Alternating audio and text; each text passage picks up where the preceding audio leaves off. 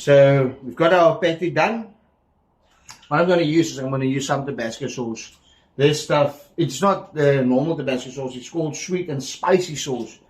This is absolutely amazing. We had it the other night on steak.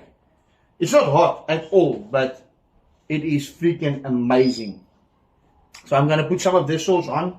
Firstly at the bottom, some nice sweet and spicy Tabasco sauce. And then of course,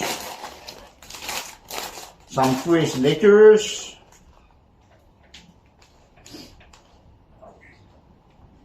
And then for the big boss, the patty.